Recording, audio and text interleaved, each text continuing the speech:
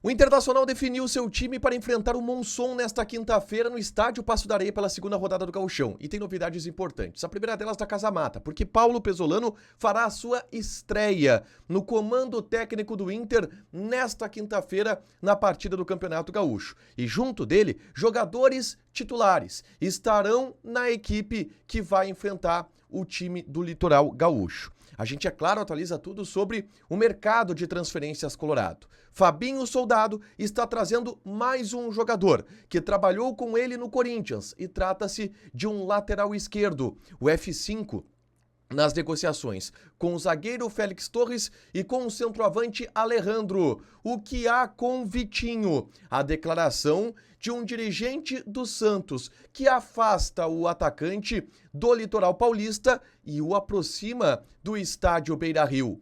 Esse é o Diário do Inter KTO desta quarta-feira, 14 de janeiro de 2026.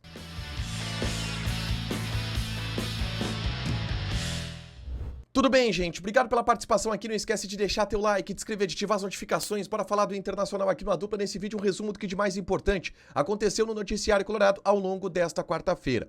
A gente começa falando sobre o treinamento no CT Parque Gigante, com os portões fechados, que definiu o time que enfrenta o Monson nesta quinta pelo Campeonato Brasileiro. E tem novidades importantes. A primeira delas é na Casa Mata.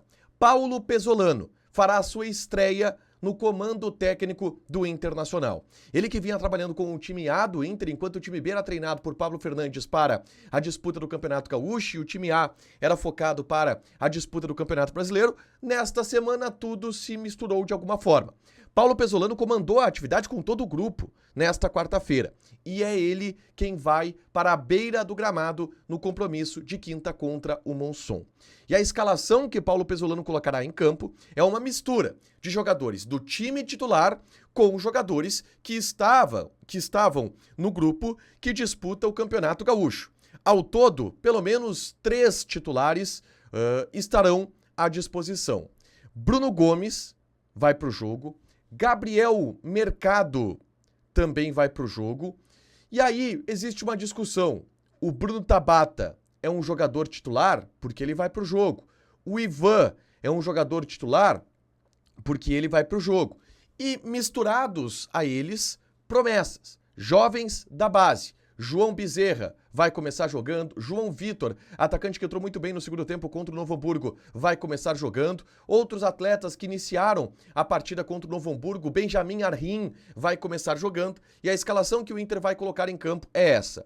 Ivan no gol, a defesa de Bruno Gomes na lateral direita, Mercado e Vitor Gabriel, a dupla de zaga, com Alisson na lateral esquerda. O meio-campo de Ronaldo e Benjamin Arrim, os dois volantes. Uma linha de 3 que terá Tabata pela direita, Alex centralizado e João Vitor pela esquerda, com João Bezerra, o centroavante de 16 anos, no comando de ataque. Esse é o time do Inter para encarar o Monson. Um time interessante, com peças experientes e jogadores muito jovens, garotos, que estão caminhando para ter mais experiência e ganhar as suas primeiras oportunidades no time do Internacional, agora sob os olhos do técnico Paulo Pesolano, tá? Avançando na pauta, eu gravei na tarde dessa quarta-feira um conteúdo importante resumindo o que foi trabalhado por Paulo Pesolano nestas primeiras semanas de pré-temporada no CT Parque Gigante. E não só em referência ao time do Campeonato Gaúcho, tá? Pensando no time do Campeonato Brasileiro. Qual é o time titular do Internacional? Como vai jogar a equipe de Paulo Pesolano? Eu falei sobre isso no vídeo que eu gravei na tarde desta quarta-feira. É só conferir aqui no canal a provável escalação do momento, quais os conceitos que Paulo Pesolano quer adotar. Tem tudo isso no vídeo que eu gravei na tarde dessa quarta-feira, tá? Mas eu quero trazer as últimas informações, é claro, sobre o mercado de transferências. Muita coisa aconteceu, tá?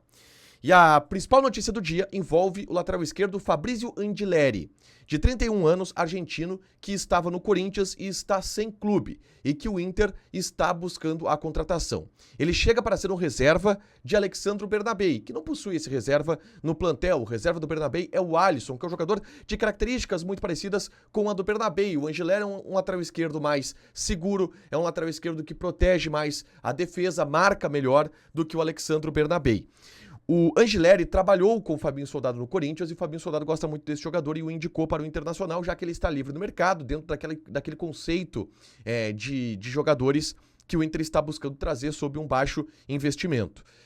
Ele terminou seu contrato com o Corinthians no dia 31 de dezembro, não se reapresentou e estava em conversas com o Corinthians para uma renovação, que não havia acontecido ainda. E o Inter chega na jogada neste momento. E chega na frente para levar o jogador justamente pela proximidade de Fabinho Soldado com o lateral esquerdo. A gente falou muito sobre o quanto o Paulo Pesolano tem solicitado, cobrado o Alexandre Bernabei para que ele seja mais atento e melhor posicionado do ponto de vista defensivo. A chegada do Angileri pode dizer algo sobre isso, que o Bernabei talvez não consiga cumprir o que o técnico pede e seja necessário um outro lateral esquerdo de perfil mais defensivo, mas o Angileri deverá chegar ao Internacional e a direção colorada está avançando bastante nesta contratação, tá?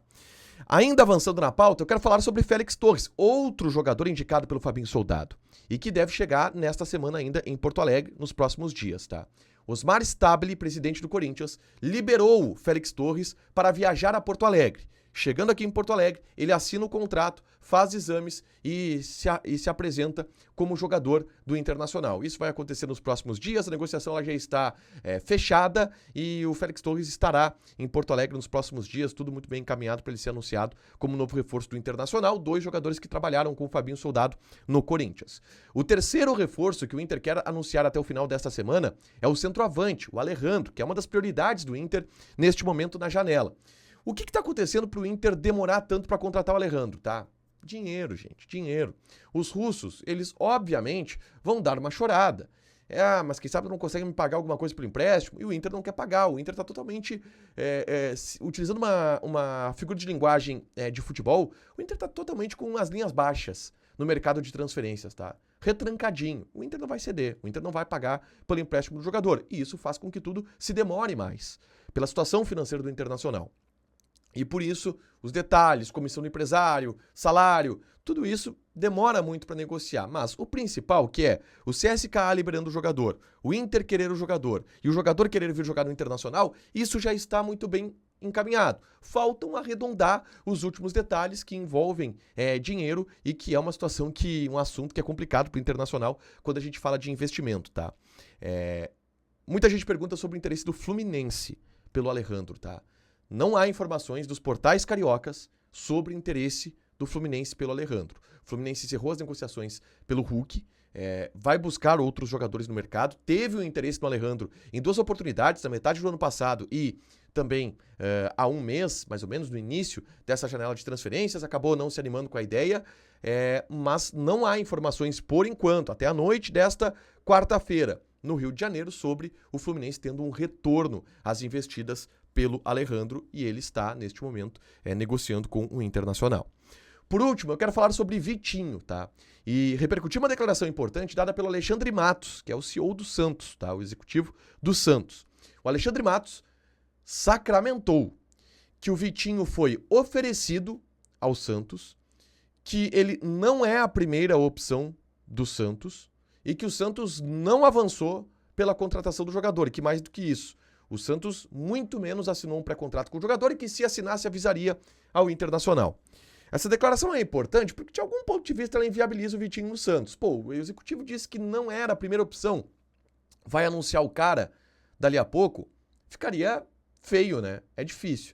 Então, a possibilidade do Vitinho ir pro Santos, ela diminui nesse momento. O que se fala no bastidor, tá? Que o staff do Vitinho tá tentando esquentar o nome dele, fazer um contrato melhor, um salário maior, para buscar também um contrato maior se for com o Internacional, aquecer uma concorrência, fazer um leilão pelo jogador, para que ele seja mais valorizado nesse contrato que ele vai assinar na metade de 2026. O Santos disse que não está dentro por enquanto. O Inter, sim, está conversando com a gente e deve, nos próximos dias, eu acredito, fechar esse pré-contrato e anunciar o Vitinho como jogador em definitivo do Internacional. A que custo é a questão.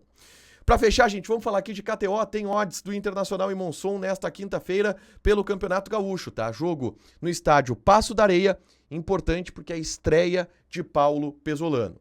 Olha só, odds de Inter e Monson. Monson tá pagando 5, empate 3,45 Inter 1.63. Joga na KTO com responsabilidade, um site para você se divertir, proibido para menores de 18 anos, porque apostas podem fazer com que você perca dinheiro. Deixa teu like, te inscreve, ativa as notificações que vai ter mais conteúdo aqui no canal. Beijo!